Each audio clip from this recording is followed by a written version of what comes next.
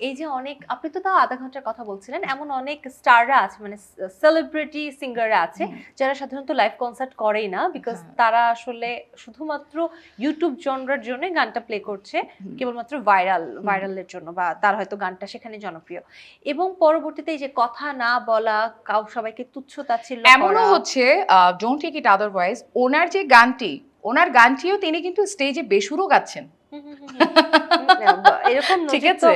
আমরা দেখছি। তবে একদম মানে আমি যদি খুব পয়েন্ট নিয়ে বলি, আমি যদিও কথাটা একটু বেশি বড় করছি, এই যে মানুষগুলো রাতারাতি স্টার বনে যাচ্ছে, ওরা ইন্ডাস্ট্রিতে বেশ কিছু অসমতা তৈরি করছে, যার মধ্যে অন্যতম অসমতা হচ্ছে একজন ট্যালেন্টেড আর্টিস্ট হিসেবে আপনি হয়তো সেখানে তুচ্ছ হচ্ছেন, একজন সেলিব্রিটি সিঙ্গার হয়ে সে অনেক আপে থাকছে, মেবি সে বড় জাজ থাকছে, মেবি সে একজন বড় গেস্ট থাকছে, চিফ হ্যাঁ। গেস্ট থাকছে, এটা ওটা থাকছে।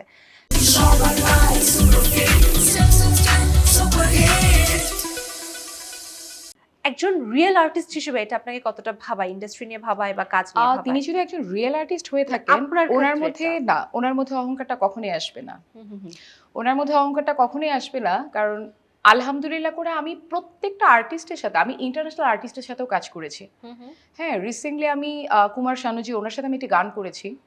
ওনার ওখানে গান গাইতে গিয়ে আমি অনেক অনেক গান গাওয়া থেকে বেশি কিছু আমি বিহেভিয়ার শিখে এসেছি।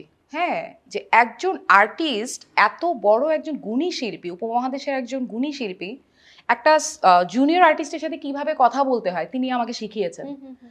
আমি সেখান থেকে বম্বে থেকে আসার পরে আমি প্রত্যেকটা আর্টিস্টকে বলি যে শুধু গান হলে, শুধু তোমার গান আছে তাই বলে তুমি স্টার না, তোমার বিহেভিয়ার, তোমার অঙ্গি ভঙ্গি, তোমার সবকিছু মিলেই তুমি একজন শিল্পী, তোমার ব্যবহার সহ মিলে তুমি একজন শিল্পী।